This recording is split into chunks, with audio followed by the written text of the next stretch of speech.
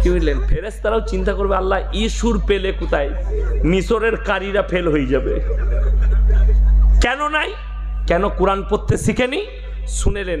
আপনাদেরকে বলে দিই, মায়েদিকে বলছি, এই রমজানুল মুবারকের মাস আসছে, আমাদের মায়েরা কোরআন খতম করে না বাড়িতে? কত খতম করে, কি বললেন? কেউ 2 খতম, কেউ 3 খতম, কিন্তু বক্সায় হাফেজ কাগজে নাম লিখে দিয়ে দিচ্ছে, অমুকের নামে 1 খতম, দিয়ে 20 টাকা। কি বুঝলেন? গ্রামের 500 মেয়ে আমাকে দিলে ধরেলেন দোয়া করতে, আমি কি দোয়া করব? পাইকিরি দোয়া, রব্বানা আতিনা ফিদ দুনিয়া, যতজন টাকা দিচ্ছে কবুল করলাম, জান্নাত দিলাম বিরহমাতিকা। চ কত টাকা হয়েছে? 5000 জমে গেছে। পাইকিরি দোয়া। তুমি কোরআন খতম করতে কোরআন বক্সাতে জানো না? এর থেকে দুঃখ আর কিছু আছে? কেন জানে না? তাদের মধ্যে দিন না থাকার কারণেই তো বছরে একবার কোরআন পড়ে, খালি রোজার মাসে মায়েরা কোরআন বার করে, বাকি সারা বছর সিরিয়াল চলে। ঠিক বলছি না? একবার খালি কোরআন কখন বার করবে? এই রমজান মাসে। প্রথম রমজানে আবার দেখবেন অনেক মায়েরা রমজানের আগের দিনে মাথার চুল ধোয়, কাল থেকে রোজা জেল দিয়ে চুলকে ধুয়ে রেডি হয়ে প্রথম রমজানে ফজরে পড়ে। সে আমি মসজিদ যাচ্ছিলাম, কি বুঝলেন, আর একজন দেখছি কোরআন পড়ছে ফজরের সময়। আল্লাহ, ফেরেশতাগুলো আর গায়ে রইল? কি বুঝলেন? কোরআন পড়া তো মারাত্মক কোরআন পড়া, সে তালবিনরা শুনলে বুঝতে পারবে। আমি তো খুব বদমাস ছিলাম তালবিনে জানাই। তোমার এই কোরআনটাই শুদ্ধ হয়ে যাবে, সুন্দর হয়ে যাবে কখন শুনে লাও। তুমি কোরআন একটু জানো। আপনারা কাঁচা পিতল দেখেছেন না? দেখেননি? নেই কারো বাড়িতে? সবারই বাড়িতে আছে কাঁসার বালতি, কাঁসার প্লেট। ওইগুলো যখন ব্যবহার করা হয় চকচক করে না? করে না? ব্যবহার করার কারণে ভরে রেখে দিলে ময়লা পড়ে না, কালো হয়ে যায়।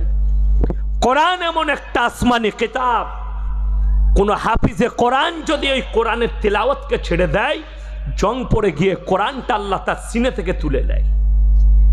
আপনি আমার মায়ের দিকে বলবো, কোরআন তুমি প্রত্যেক দিন 1 পৃষ্ঠা পড়ো। কেন পড়ে না? ওই জন্য তো আমাদের বাড়িতে বরকত নাই, ওই জন্য তো আপনার বাড়িতে বরকত নাই। প্রত্যেক দিন যে বাড়িতে কোরআনের তেলাওয়াত হয়, আল্লাহ তাদের বাড়িতে রুজিতে কোনোদিন কমি দিবে না। জোরে বলুন সুবহানাল্লাহ।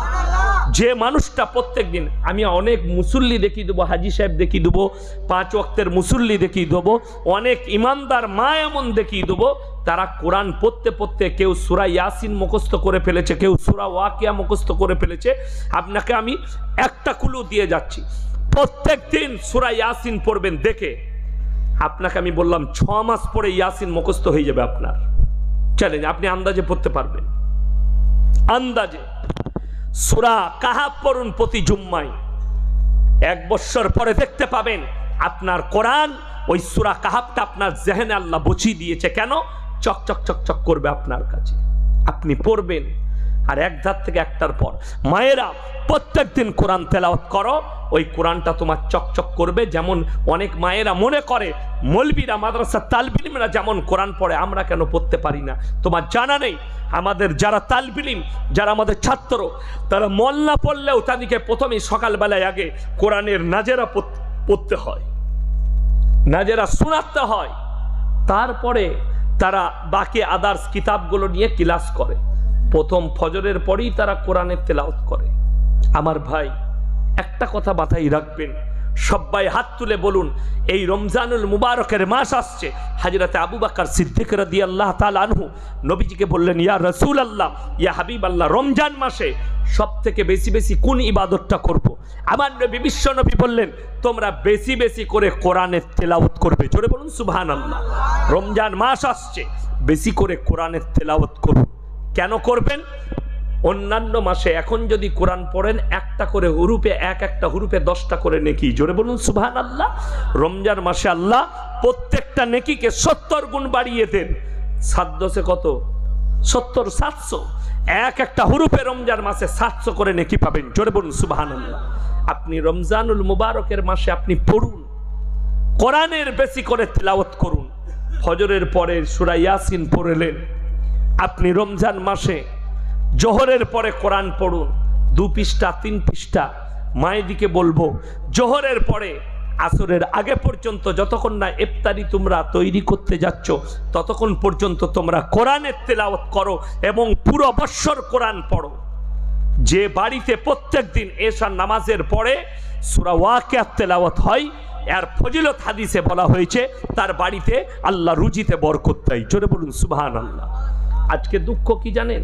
আমাদের দেশে সব থেকে দুঃখের বিষয় হচ্ছে আমরা কোরআন মানুষ মূল্যে পড়ি। যেমন আপনাদের মেদিনীপুরে আছে কোরআন খানি, আছে না নাই? তালবিল ইলম দিকে দাওয়াত দিয়ে কোরআন খানি করে। আমি যখন লখনৌ ইরফানিয়ায় পড়তাম প্রচুর দাওয়াত আসতো, আমি জীবনে কোনোদিন দাওয়াত খেতে যাইনি। আমি এটার কারণে আমার মাদ্রাসায় খানা খাওয়া ছেড়ে দিয়েছি। লোকেরা জানেই না কোন জিনিসটা তালবিল ইলম দিকে খাওয়াতে হয়, কোনটা খাওয়াতে নেই। আরে আমার মাদ্রাসায় একজন এসে বলছে, হুজুর 2 লাখ পড়েছে লটারির টিকিট, ছেলেদিকে বিরিয়ানি খাওয়াবো। শালা লটারির টাকাটাও আমাদেরকে খাওয়াবি? তাহলে আর আমাদের দোয়া কবুল হবে? তাহলে চিন্তা করুন। একজন আমাকে ফোন করে বলছে, হুজুর জাকাতের টাকায় পায়খানা ঘর করা যাবে মসজিদে, আমরা মাঠ বেল লাগা, ভালো নামাজ হবে। এই তো সমাজের অবস্থা।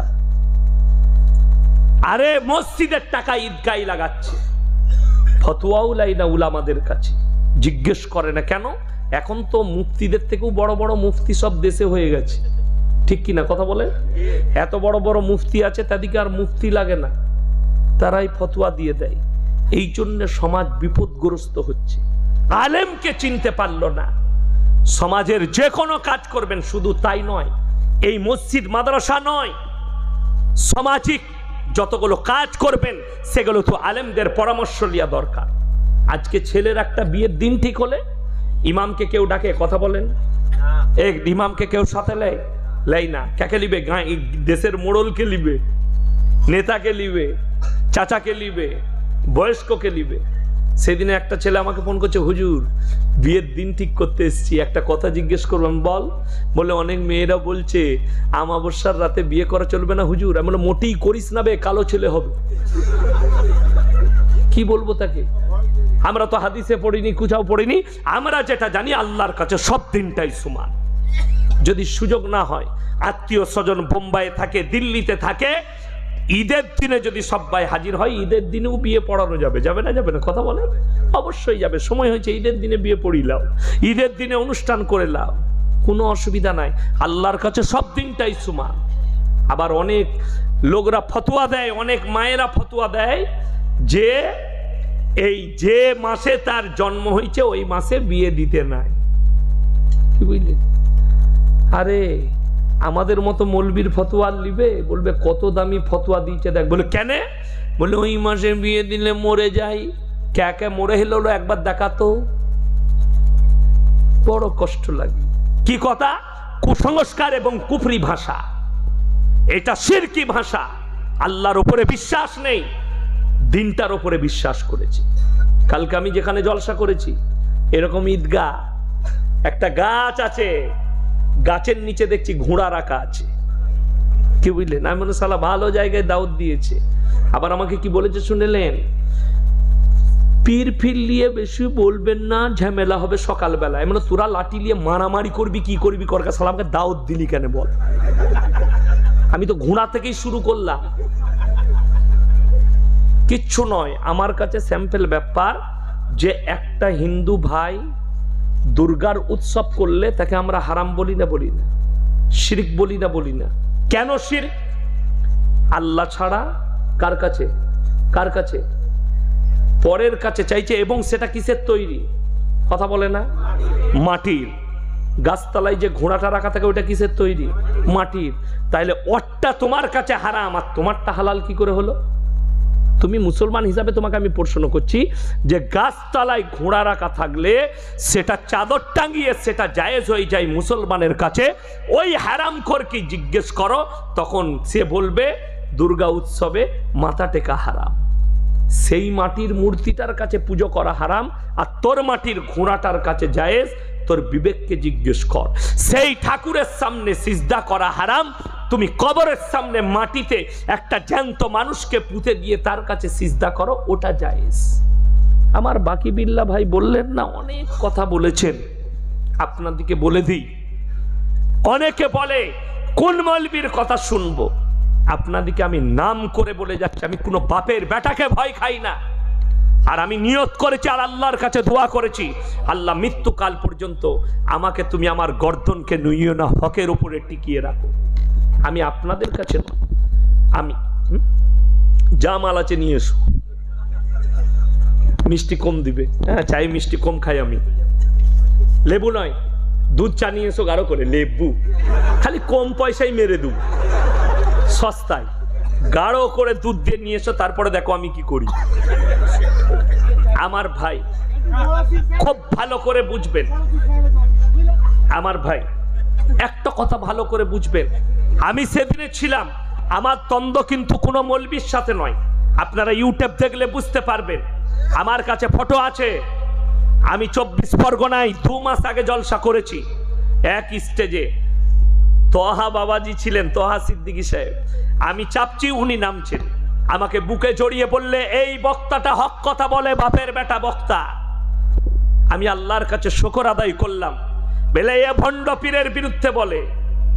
আমি তো ভণ্ড পীরের বিরুদ্ধে বলি, হক্কানি পীরের বিরুদ্ধে কোনোদিন বলেছি না।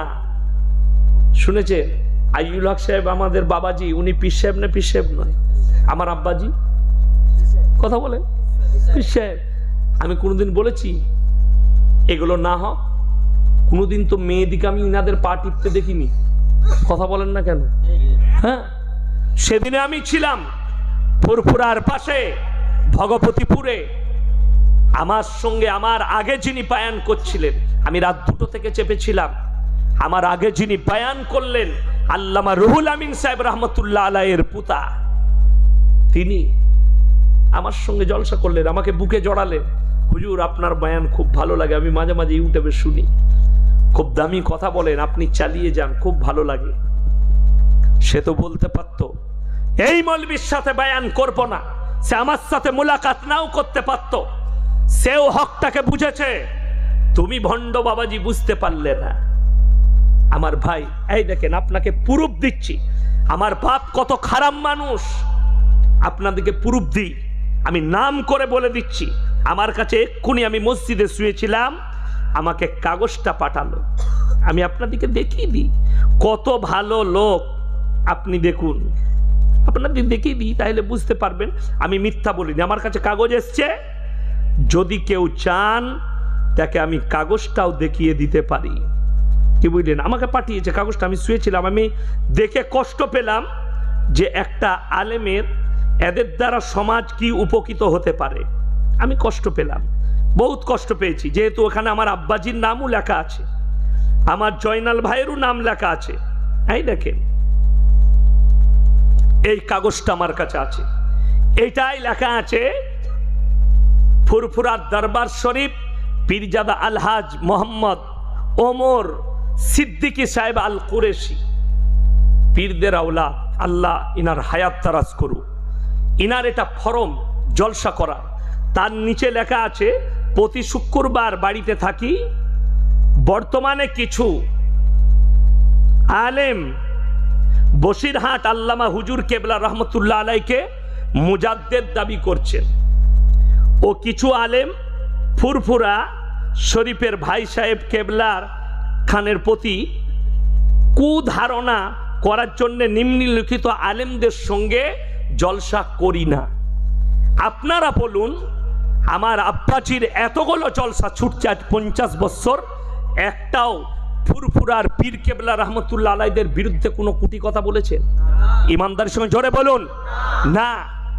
আমার ভাই, আমার 20,000 জলসা ছুটছে, আমি তার আওলাদ, আমার মুখ থেকে কোনোদিন দাদা হুজুর পীর কেবলা রহমতুল্লাহ আলাই, ফুরফুরার 5 হুজুর পীর কেবলা রহমতুল্লাহ, তাদের বিরুদ্ধে আমার মুখ থেকে কুটি কথা শুনেছেন? জীবনে শুনেননি। তাহলে আমাকে প্রথম প্রতিবাদ করতেন তোহা সিদ্দিকী সাহেব। আমার সঙ্গে যিনারা জলসা করেছেন, বহু হুজুরের ছেলেরা জলসা করেছেন, আগামীতে আছে, ঈদের পরও আছে, কার সঙ্গে ইখতিলাফ নেই। ইনি কার কার নামটা লিখেছেন দেখেলেন, যারা শুনবে, এখানে ফুরফুরার হুজুরদেরও নাম লেখা আছে।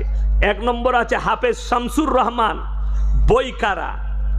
মোল্লা আব্দুল মতিন, বইকারা। সৈয়দ আলী আসগর, আমি চিনি না, মেদিনীপুরে কোথায় বাড়ি। মোল্লা রজব আলী, বসিরহাট। মোল্লা শওকত আলী, বর্ধমান, আমার আব্বাজি। চলুন আরো আগে। মুফতি আব্দুল কয়ুম, বইকারা। মোল্লা ইয়াকুব আলী, ভবানীপুর। মোল্লা আজিজুর রহমান, ইটিন্ডা। মোল্লা জাইনাল আবিদিন, বর্ধমান। মোল্লা সৌরভ আলী খান, মেমারি, বর্ধমান। সবগুলোই আছে। ইনাদের সাথে, ইনি এত হক্কানি, ইনাদের সাথে জলসা করেন না। এরপর আমি বলি যে বাপের বেটা যার কাছে ইলিম আছে সে কারোর সঙ্গে জলসা করতে ইনকার করবে না। আমি জলসা দাওয়াত নিয়ে আমরা বাপ বেটা নামও জিজ্ঞেস করি না কে আছে জলসায়। তো আসমান থেকে নিয়ে আয় আর লন্ডন জাপান থেকে নিয়ে আয়, অসুবিধা নাই। আল্লাহ ইলিম দিলে ভয় কি আছে? আমি আমার কোরআন হাদিসের কথা বলবো, ভয় কি আছে? আমি হক